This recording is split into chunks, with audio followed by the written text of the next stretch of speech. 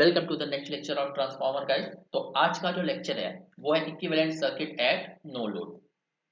यानी कि जब हमारा ट्रांसफार्मर नो लोड पे ऑपरेट कर रहा होगा तब हम इक्विवेलेंट सर्किट कैसे बनाएंगे। तो यहाँ से बहुत सारी छोटी छोटी चीजें निकलेंगी जो आपको एमसीक्यूज पॉइंट ऑफ व्यू से बहुत इंपॉर्टेंट है।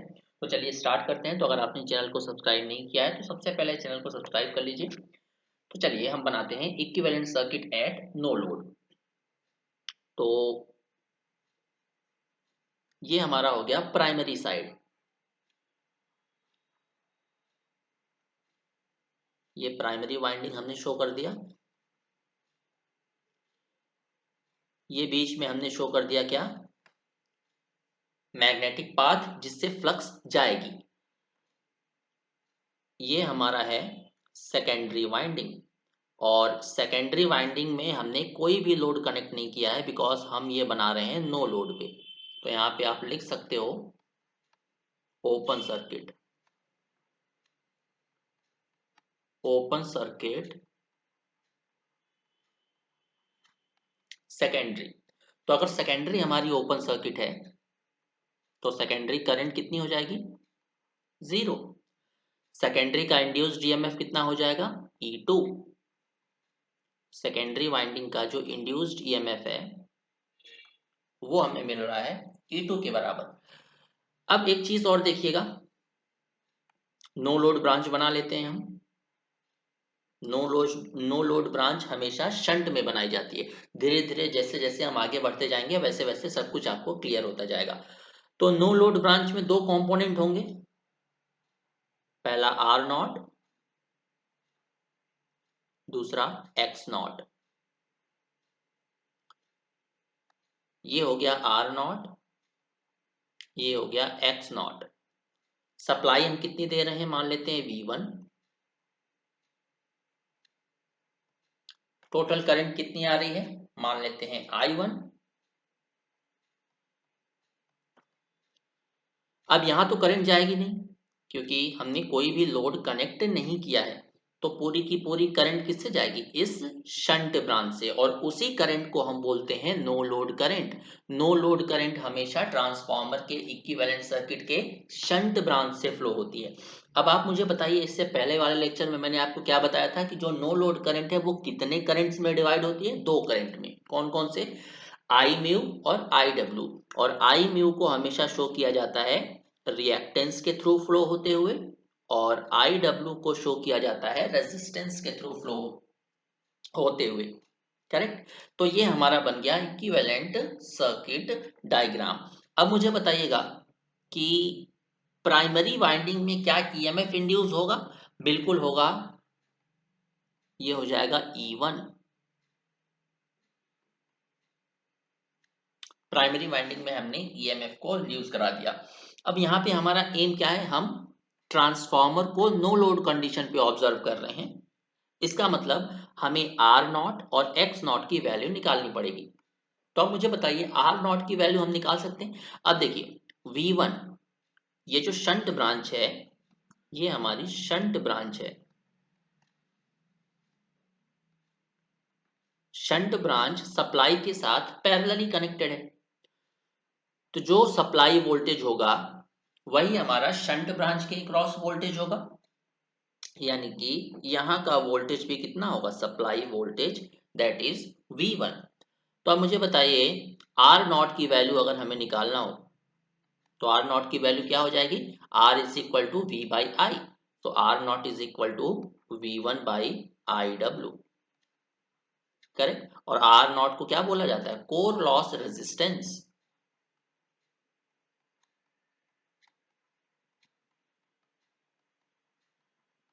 Core loss resistance. और ये आर नॉट क्या शो करता है, आर नॉट हमें ये शो करता है कि जब हम ट्रांसफार्मर को नो लोड कंडीशन पे ऑपरेट कर रहे होंगे तो उसमें कितना लॉस होगा, ये हमें बताता है आर नॉट।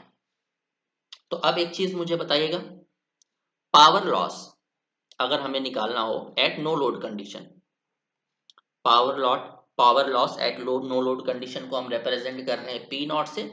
पावर लॉस क्या होता है, V इंटू आई। तो वोल्टेज हम कितना सप्लाई कर रहे हैं, V1।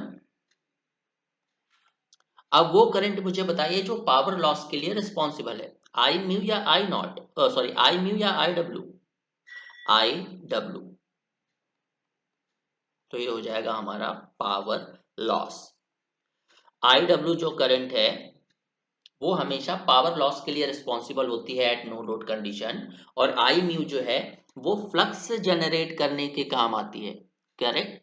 तो एक्स को, एक्स नॉट को हम बोलते हैं मैग्नेटाइजिंग रिएक्टेंस, मैग्नेटाइजिंग रिएक्टेंस। अब मैग्नेटाइजिंग रिएक्टेंस की अगर आपसे वैल्यू पूछा जाता है तो आप क्या बताओगे, एक्स नॉट हो जाएगा V1 बाई आई म्यू। तो यहां तक आई होप आपको क्लियर होगा। अब हम बनाएंगे phasor diagram under no load condition. तो हेडिंग डाल लीजिएगा, phasor diagram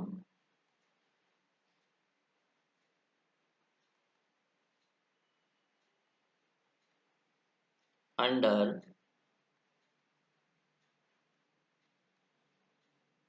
no load condition.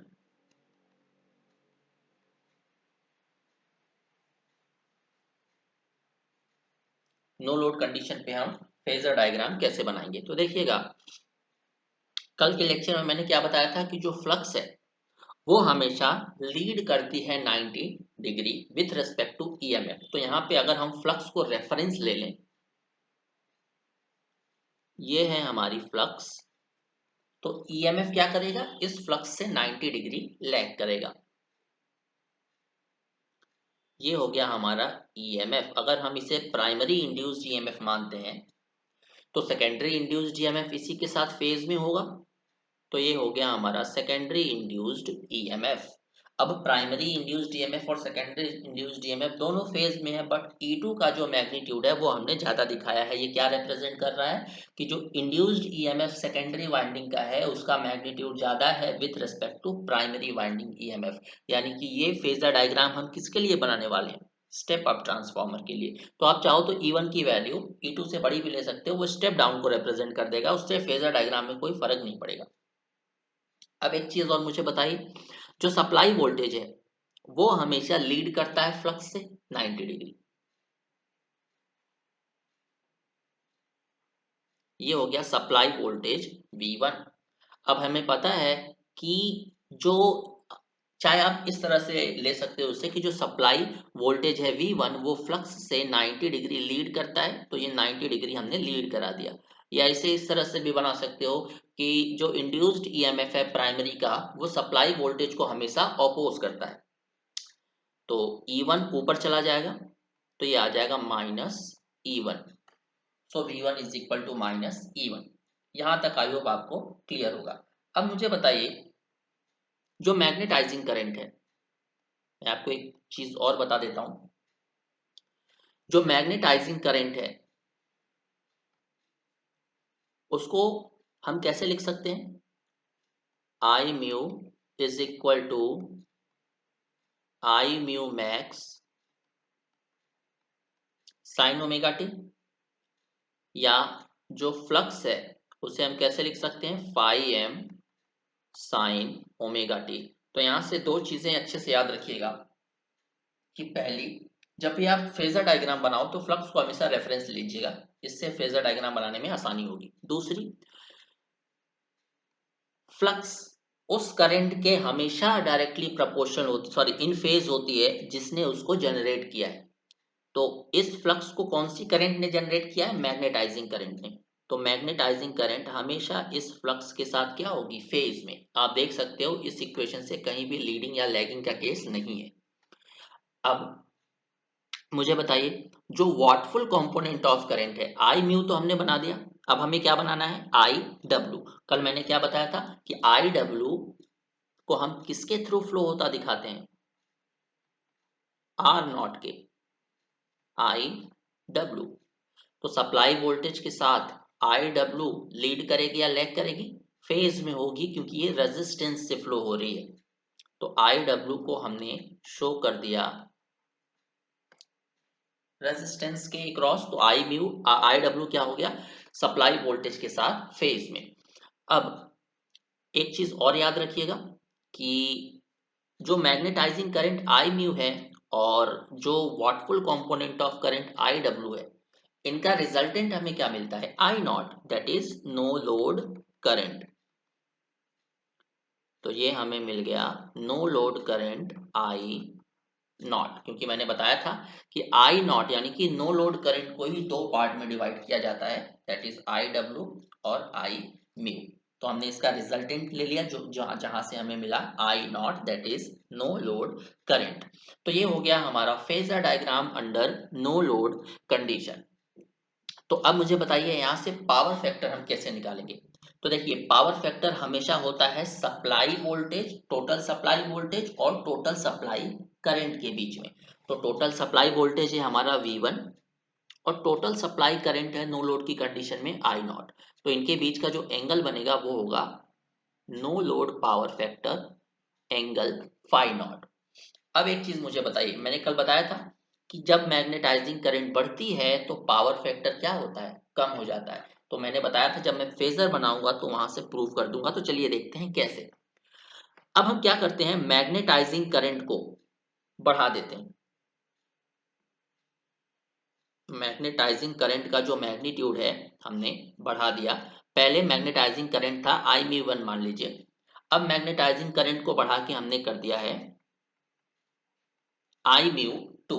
Magnetising current को हमने बढ़ा दिया। पर एक बात बताइए, क्या हमने वॉटफुल कंपोनेंट ऑफ करंट को बढ़ाया है आई डब्ल्यू? नहीं, वॉटफुल कंपोनेंट ऑफ करंट को हमने नहीं बढ़ाया है, वो उतना ही है।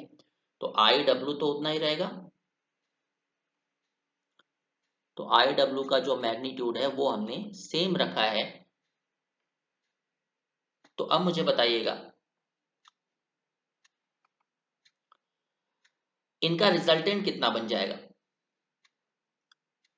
आई नॉट हमारा अब बन जाएगा यहां पे आई नॉट। अब मुझे बताइए पावर फैक्टर एंगल किनके किनके बीच में बनता है, टोटल वोल्टेज और टोटल करंट। पहले हमारा फाई नॉट यहाँ पे बन रहा था क्योंकि आई नॉट यहाँ पे था। अब हमने मैग्नेटाइजिंग करंट को बढ़ा के यहाँ पे कर दिया तो हमारा आई नॉट यहाँ पे आ गया, जिसकी वजह से फाई नॉट, अब ये फाई नॉट वन मान लीजिए इसे, फाई नॉट टू यहाँ पे आ गया। मतलब पावर फैक्टर एंगल इंक्रीज हो गया। यानी कि अगर हमने मैग्नेटाइजिंग करंट को बढ़ाया तो पावर फैक्टर एंगल इंक्रीज हो गया। और हम जानते हैं पावर फैक्टर एंगल अगर इंक्रीज होता है तो हमें क्या मिलता है, पावर फैक्टर डिक्रीज हो जाता है। तो आप देख सकते हो जैसे ही हमने मैग्नेटाइजिंग करंट बढ़ाया जो पावर फैक्टर है वो हमारा डिक्रीज हो गया। अब एट नो लोड कंडीशन में जो पावर फैक्टर एंगल है वो कितना होता है, एट नो लोड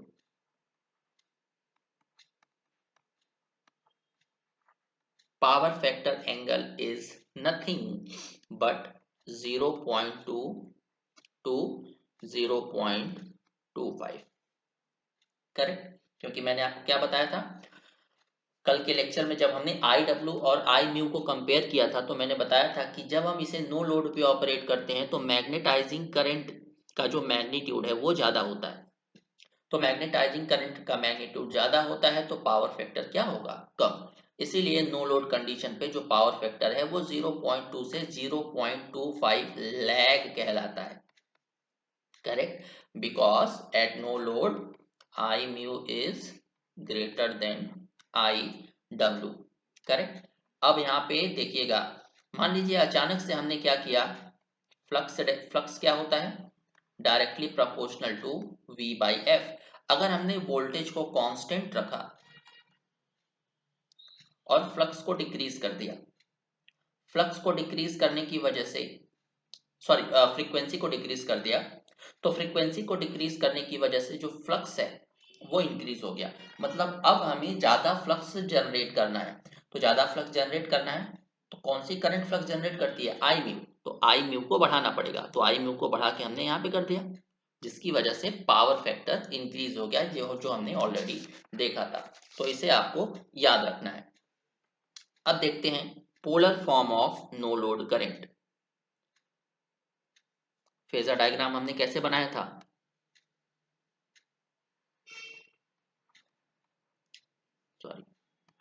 ये हमारी फ्लक्स है जिसको हमने रेफरेंस ले लिया था। फ्लक्स से जो ईएमएफ है वो 90 डिग्री लैग करता है, दैट इज E1। यहां से हमने मान लिया E2 ज्यादा है,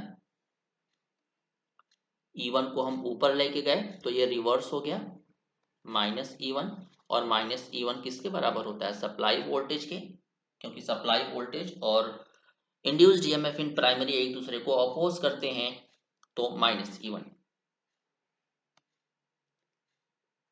ये मैग्नेटाइजिंग करंट फ्लक्स के साथ फेज में, वॉटफुल कंपोनेंट ऑफ करंट वोल्टेज के साथ फेज में, और इसका रिजल्टेंट हमें कितना मिल गया?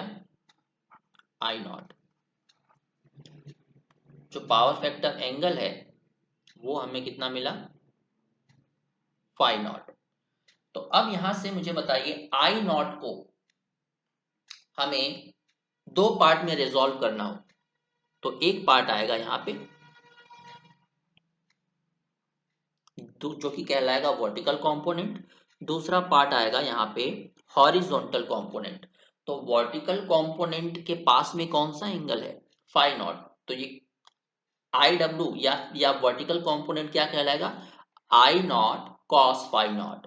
तो वर्टिकल कंपोनेंट हो जाएगा I0 cos φ0। वैसे ही जो हॉरिजॉन्टल कंपोनेंट है वो क्या हो जाएगा? I0 sin φ0। तो आप मुझे बताइए आई म्यू किसके बराबर हो गया? आई म्यू हो गया I0 साइन φ0 के, और IW किसके बराबर हो गया? I0 cos φ0 के। करेक्ट। अब नो लोड पावर फैक्टर अगर हमें निकालना हो तो कैसे निकालेंगे? या फिर नो लोड पावर निकाल लेते हैं। नो लोड पावर, पावर क्या होता है? VI cos φ। स्टार्टिंग में मैंने क्या बताया था कि नो लोड पावर P0 की वैल्यू कितनी होती है? V1 IW, क्योंकि IW ही वो करंट है जो लॉस को सप्लाई करती है ड्यूरिंग नो लोड कंडीशन। तो P0 is equal to V1 IW। तो इसी को हम प्रूफ करने वाले हैं। देखिए कैसे प्रूफ कर देते हैं, हमने डायरेक्ट कर दिया था पहले, बट अब देखिए इसी को प्रूफ कर देते हैं। नो लोड पावर क्या होता है? VI cos φ। VI cos φ। अब यहाँ पे बात हो रही है नो लोड कंडीशन की, तो cos φ को लिख देते हैं cos φ0। आई नॉट, आई हो जाएगा I0, that is no load current, और सप्लाई वोल्टेज हमने कितना दिया था? V1। तो I0 cos φ0 की वैल्यू क्या है? IW। तो नो लोड पावर क्या हो गया? V1 IW। देखिए नो लोड पावर हमें कितना मिल गया? V1 IW के बराबर। तो अब मुझे एक चीज बताइएगा, eight no load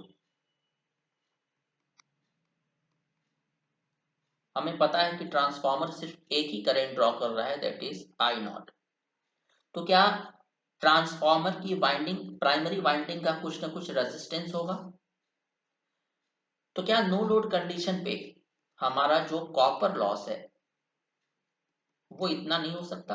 I0 square into R। बिल्कुल हो सकता है, बट क्या होता है कि एट नो लोड कंडीशन मैंने आपको बताया था कि नो लोड करंट हमेशा लगभग 5% होती है फुल लोड करंट के। तो फुल लोड करंट अगर 100 एम्पियर है तो नो लोड करंट कितनी होगी? सिर्फ 5 एम्पियर।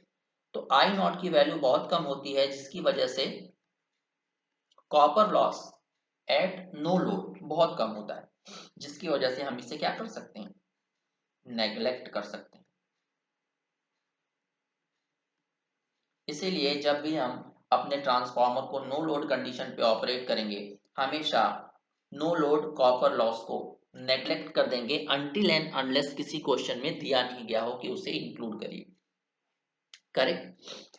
अब ये तो था नो लोड ट्रांसफार्मर का एनालिसिस। अब हम चलते हैं लोडेड ट्रांसफार्मर के एनालिसिस पे। तो हेडिंग डाल लीजिएगा working of transformer at loaded condition.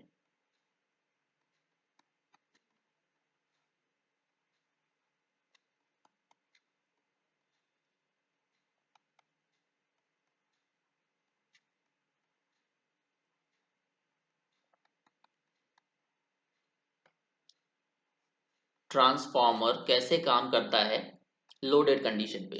तो देखिए, ये हो गया ट्रांसफॉर्मर का कोर।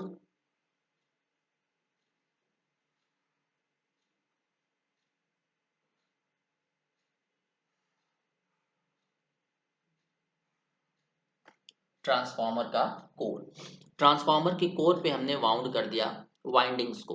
तो ये ले लेते हैं प्राइमरी वाइंडिंग,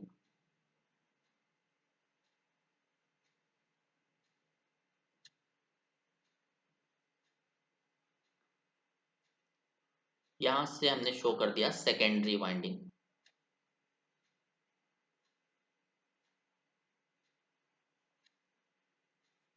तो प्राइमरी वाइंडिंग में हमने कनेक्ट कर दिया एक एसी सप्लाई,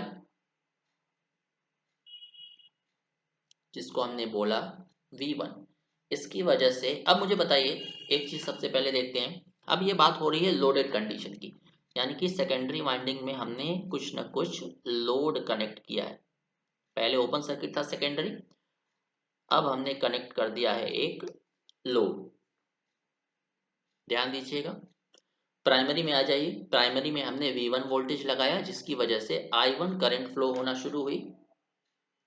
अब ये I1 करंट, अभी I1 करंट मत मानिए, अभी हम सिर्फ मानते हैं क्या, I0, यानी कि नो लोड करंट, क्योंकि अभी तो इसको पता नहीं है। जब सप्लाई वोल्टेज हमने कनेक्ट किया, करंट फ्लो होना शुरू हो गई I0। तो जब करंट फ्लो होना शुरू हुई प्राइमरी में, तो प्राइमरी को तो नहीं पता कि अभी लोड लगा हुआ है कि नहीं सेकेंडरी में। तो यहाँ पे हम नो लोड कंडीशन को मान के चलते हैं कि I0 करंट फ्लो हो रही है। प्राइमरी में नंबर ऑफ टर्न्स है N1, तो हमें प्राइमरी में एक क्या मिलेगा, MMF। MMF क्या होता है, number of turns into current. तो नंबर ऑफ टर्न्स है N1, करंट है I0। तो जब हमें MMF मिलता है तो MMF क्या जनरेट करता है, फ्लक्स। तो ये प्राइमरी वाइंडिंग क्या करेगी, एक फ्लक्स जनरेट करेगी। अब फ्लक्स की डायरेक्शन क्या होगी वो देख लेते हैं। करंट की डायरेक्शन है इस डायरेक्शन में, तो थंब रूल लगाइए, तो फ्लक्स की डायरेक्शन होगी ऊपर की तरफ, अपवर्ड्स। तो हमेशा जो फ्लक्स फाई है वो मैग्नेटिक पाथ को फॉलो करेगी, क्योंकि मैग्नेटिक पाथ का रिलक्टेंस कम होता है और फ्लक्स हमेशा लो रिलक्टेंस पाथ को फॉलो करती है। तो फ्लक्स कंटिन्यूअसली ऊपर जाने की बजाय मुड़ जाएगी इस डायरेक्शन में, और ये जाके लिंक करेगी सेकेंडरी को। तो यहां से हमें फ्लक्स मिल रही है फाई। अब एक चीज बताइए, ये जो फ्लक्स है फाई, ये एसी फ्लक्स है, यानी कि टाइम वेरिंग। तो टाइम वेरिंग फ्लक्स इस प्राइमरी वाइंडिंग को कट करेगी, जिसमें नंबर ऑफ टर्न्स है N1। फैराडे लॉ सेटिस्फाई होगा, जिसकी वजह से प्राइमरी में एक EMF इंड्यूस होगा, दैट इज E1। तो प्राइमरी में एक EMF इंड्यूस हो गया E1। अब ये जो फ्लक्स फाई है वो जाके किसे कट कर रही है, सेकेंडरी वाइंडिंग को, जिसमें नंबर ऑफ टर्न्स है N2। तो जैसे ही सेकेंडरी वाइंडिंग को ये फ्लक्स कट करती है, फैराडे लॉ सेटिस्फाई होता है और सेकेंडरी में एक EMF इंड्यूस हो जाता है E2। तो कहीं पे भी अगर EMF इंड्यूस हो रहा है और उसे क्लोज पाथ मिल रहा है, तो हमेशा क्या फ्लो होना शुरू हो जाती है, करंट। तो यहां से हमें मिल जाएगी सेकेंडरी करंट। अब ये सेकेंडरी करंट का जो डायरेक्शन है वो कैसा होगा, इस डायरेक्शन में। थंब रूल लगाइए, तो यहां से हमें एक और फ्लक्स देखने को मिल रही है ऊपर की तरफ, जिसे हम बोल देते हैं फाई डैश। अब इस फाई डैश की डायरेक्शन क्या है, इस डायरेक्शन में। जो हमारी ओरिजिनल फ्लक्स थी उसकी डायरेक्शन क्या थी, इस डायरेक्शन में।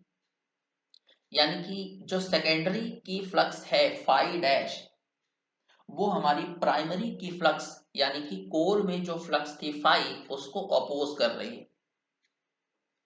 तो फाई हमारा क्या हो जाएगा, डिक्रीज हो जाएगा। बट हमने क्या पढ़ा है, transformer is a constant flux machine, यानी कि ट्रांसफॉर्मर के कोर में जो फ्लक्स है वो कभी भी वेरी नहीं हो सकती, वो हमेशा कांस्टेंट रहनी चाहिए। तो ये फाई कांस्टेंट रहना चाहिए, बट यहाँ पे क्या हो रहा है, डिक्रीज हो रहा है, क्योंकि ये फाई डैश यानी कि सेकेंडरी फ्लक्स उसे अपोज कर रही है। तो ट्रांसफार्मर क्या करेगा, इस फाई फ्लक्स को जो डिक्रीज हो रही है उसे कांस्टेंट रखना चाहेगा, उसके लिए उसे क्या करना पड़ेगा, उस फ्लक्स को इंक्रीज करना पड़ेगा। तो देखिए ट्रांसफार्मर क्या करता है, एक एक्स्ट्रा करंट ड्रॉ करता है I1 डैश सप्लाई से। अब यहाँ पे एक और एमएमएफ हमें मिल गया I1 डैश और primary number of turns N1, जिसने एक और फ्लक्स जनरेट की phi1, इसे phi1 मान लेते हैं। तो ये फ्लक्स की डायरेक्शन होगी ऊपर की तरफ, मतलब इसकी डायरेक्शन होगी इस डायरेक्शन में। तो ये जो phi1 की डायरेक्शन है वो इक्वल एंड ऑपोजिट है phi डैश के। तो ये phi1 क्या कर देगी, इस phi डैश को कैंसिल आउट। मतलब अब हमारी जो मेन फ्लक्स फाई थी उसको कोई भी ऑपोजिशन नहीं मिल रहा है, तो फ्लक्स फाई अब क्या होगा, हमारी इंक्रीज हो जाएगी और अपनी नॉर्मल पोजीशन में आ जाएगी, दैट इज कांस्टेंट। तो इस तरह से जो ट्रांसफार्मर है वो अपनी फ्लक्स को क्या कर लेता है, कांस्टेंट। सेकेंडरी का एमएमएफ क्या था मुझे बताइए।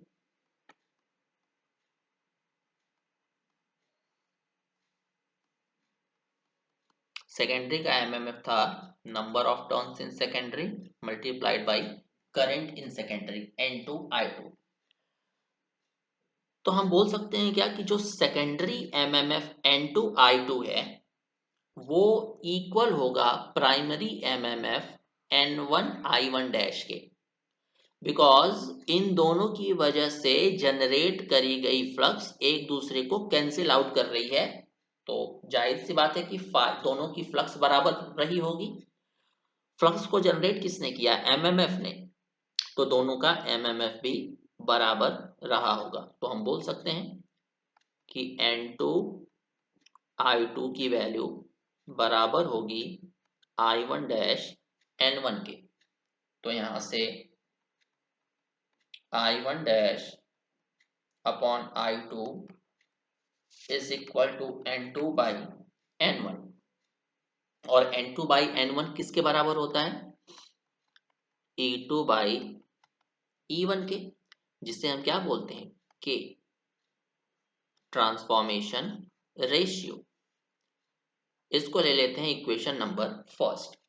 अब देखिए ट्रांसफॉर्मर का जो प्राइमरी वाइंडिंग है वो टोटल कितनी करंट ड्रॉ कर रहा है सप्लाई से, पहली तो I0, दूसरी I1 डैश। तो टोटल करंट हम मान लेते हैं प्राइमरी की कितनी है, I1।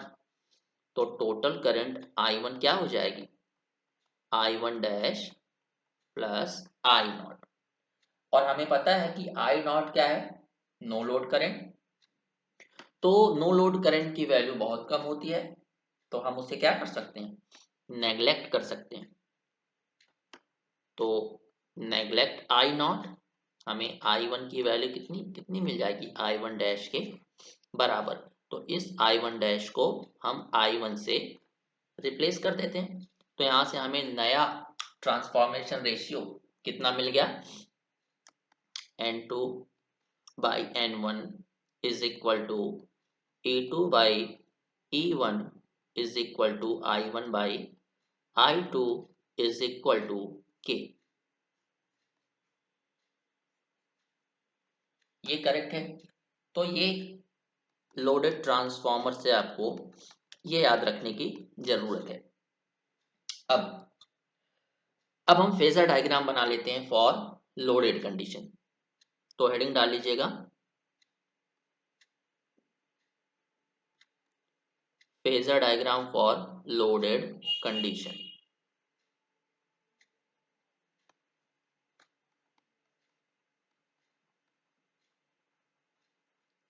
Phasor for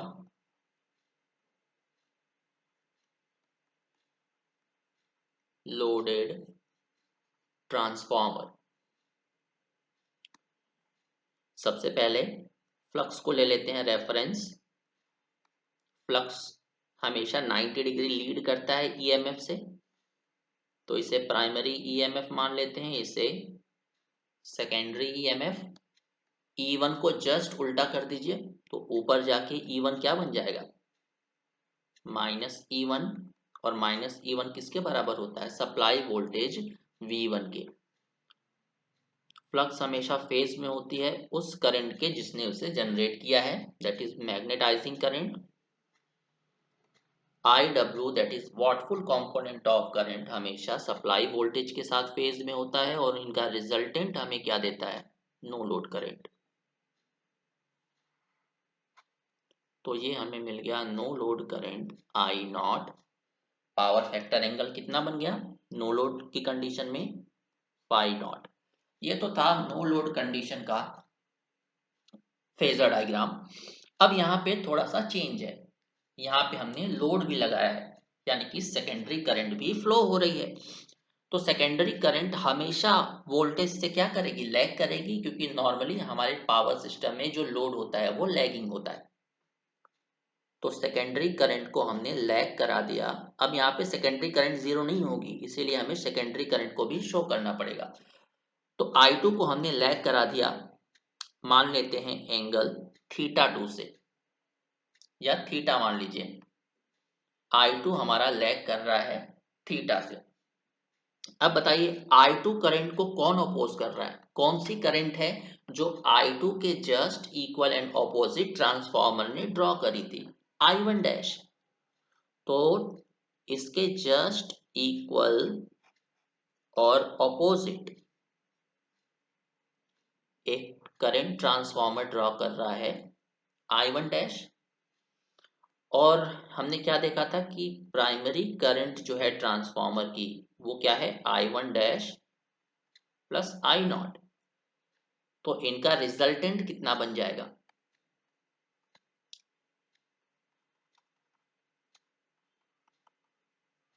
I1 dash और I नॉट का जो रिजल्टेंट है वो कितना बन जाएगा, I1। और इस कंडीशन का जो पावर फैक्टर होगा, एंगल कितना होगा, total supply voltage total current अब I1 है, तो ये हो जाएगा 5 मान लेते हैं। तो अब मुझे बताइए 5 है power factor angle at loaded condition, और 5 नॉट है power factor angle at no load condition.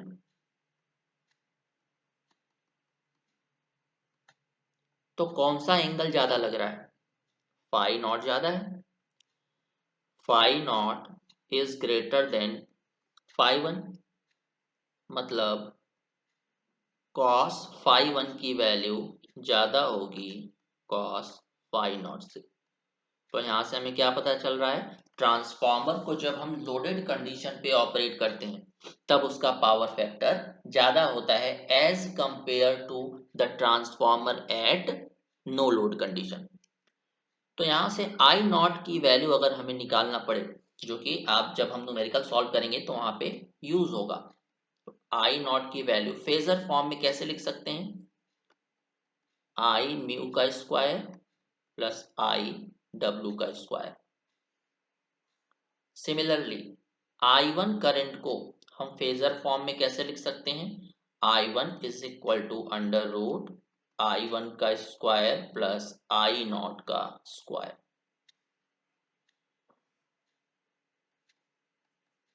Right, तो ये हमारे ट्रांसफॉर्मर का लोडेड कंडीशन का फेजर डायग्राम है। तो फेजर डायग्राम आई होप आपको अच्छे से समझ में आया होगा। तो चलिए मिलते हैं हम अपने नेक्स्ट लेक्चर में। Thank you very much.